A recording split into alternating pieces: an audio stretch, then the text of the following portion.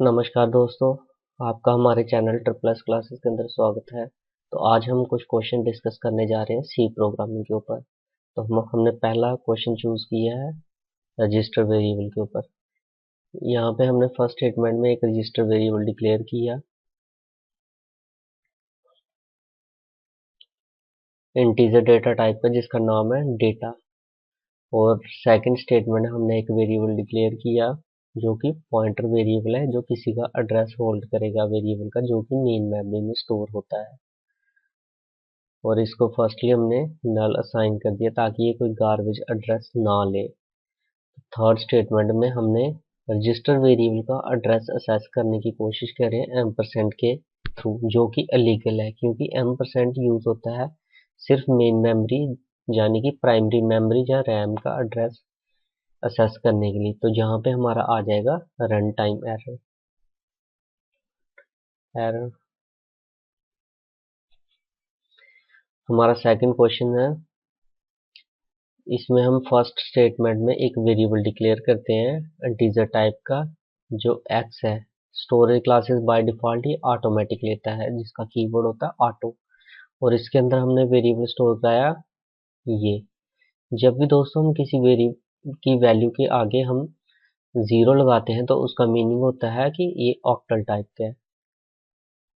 लेकिन हम जब प्रिंट करा रहे हैं तो डेसिमल टाइप में करवा रहे हैं, मतलब कि हमें कन्वर्ट करना पड़ेगा पहले ऑक्टल को बाइनरी में, ऑक्टल को डेसिमल के अंदर। तो इसको कन्वर्ट करने के लिए आप जानते होंगे किस तरह से किया जाता है, तो मैं डायरेक्ट करवा रहा हूँ। सबसे पहले यहाँ पे 0 मान लो और 1 मान लो। 8 की पावर 1 इंटू 1 प्लस 8 की पावर 0 इंटू 2, तो ये हो गया 10। तो हमारी यहाँ पे वैल्यू आ गई 10।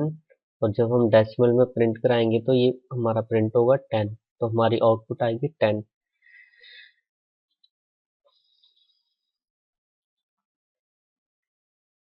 तो चलिए नेक्स्ट क्वेश्चन की तरफ।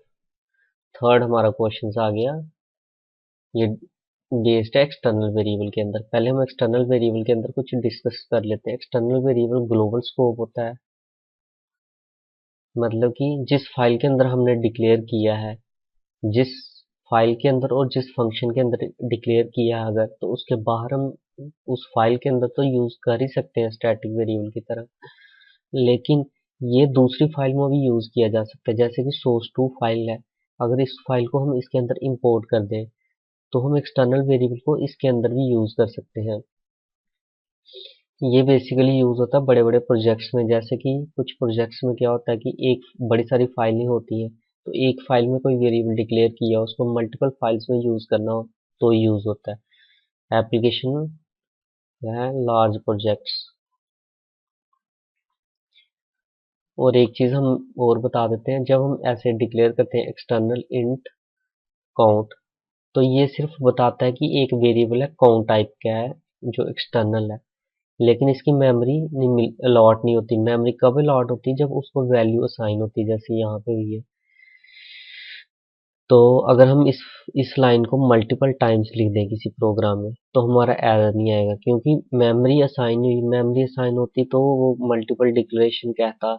यहाँ पे मेमोरी असाइन नहीं हो रही, तो चाहे हम इसको 100 टाइम्स लिख दें तो कोई एरर नहीं आएगा। तो यहाँ पे हम सबसे पहले रन करते हैं यहाँ से सोर्स टू फाइल से। यहाँ पे एक वेरिएबल डिक्लेयर हो गया काउंट, जो ऑटोमेटिक टाइप का बाय डिफॉल्ट हम यहाँ पे मानते हैं कि ऑटो है। तो इसमें वैल्यू होगी 5। तो मेन फंक्शन एग्जीक्यूट हुआ, ये हुआ, फिर राइट फंक्शन को कॉल गई यहाँ से यहाँ पे।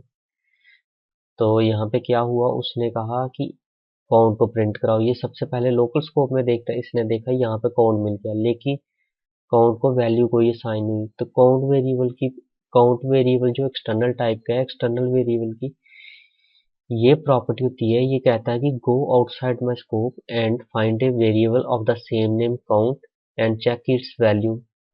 ये बाहर जाएगा स्कोप के और यहाँ पे इसको वैल्यू मिल जाएगी 5। तो ये इसको भी एक्सटर्नल काउंट को भी वैल्यू असाइन कर देगा 5, और फिर यहाँ पे प्रिंट हो जाएगा 5। तो इसका आउटपुट क्या है इस प्रोग्राम का? 5। Next question. नेक्स्ट क्वेश्चन, ये क्वेश्चन डिस्कस करने से पहले मैं आपको कुछ बताता हूँ। जैसे मैंने लिखा इंट आई इक्वल टू 1, 2, 3, 4, तो इसका मीनिंग क्या हुआ? जब भी, और एक ये होता है आई इक्वल टू 1, 2, 3, 4, 5, जब भी हम इस तरह से लिखते हैं, मतलब विदाउट ब्रैकेट के लिखते हैं, तो फर्स्ट वैल्यू साइन होती है, मतलब I1 बन जाएगा। जब हम ब्रैकेट लगाते हैं तो लास्ट वैल्यू साइन होती है, मतलब I5। तो हम यहाँ पे अब क्वेश्चन की तरफ हम बढ़ते हैं। कलर चेंज कर लेते हैं पहले। हाँ, ये हमारी सबसे पहले ये एग्जीक्यूट होगी, ई को साइन कर दो -8, क्योंकि यहाँ पे साइंड अनसाइंड कुछ नहीं लगा, तो बाय डिफॉल्ट साइंड होता है, तो माइनस वो एक्सेप्ट कर लेगा। तो अब हमारी नेक्स्ट स्टेटमेंट एग्जीक्यूट होगी पी प्लस प्लस और plus plus P plus plus post increment. तो ये सबसे पहले वैल्यू ले लेगा और बाद में यहाँ पे इंक्रीमेंट करके 7 कर देगा, मतलब -8 प्लस 1 -7। अब यहाँ पे प्री इंक्रीमेंट, तो ये -7 प्लस 1 करेगा तो -6 प्री इंक्रीमेंट करके वैल्यू लेगा, और यहाँ पे ब्रैकेट लगी है तो लास्ट वैल्यू साइन हो जाएगी -6, तो आई बन गया -6। तो जब प्रिंट करने की बारी आएगी तो -6 आंसर आ जाएगा हमारा, क्योंकि आई की वैल्यू -6। आशा करता हूँ कि आपको हमारा वीडियो पसंद आया होगा। हमारे इस वीडियो को लाइक कीजिए और शेयर कीजिए, और बेल आइकन को प्रेस करके हमारा चैनल को सब्सक्राइब कीजिए, ताकि आपको आने वाली हर एक वीडियो की नोटिफिकेशन मिल जाए। Thank you.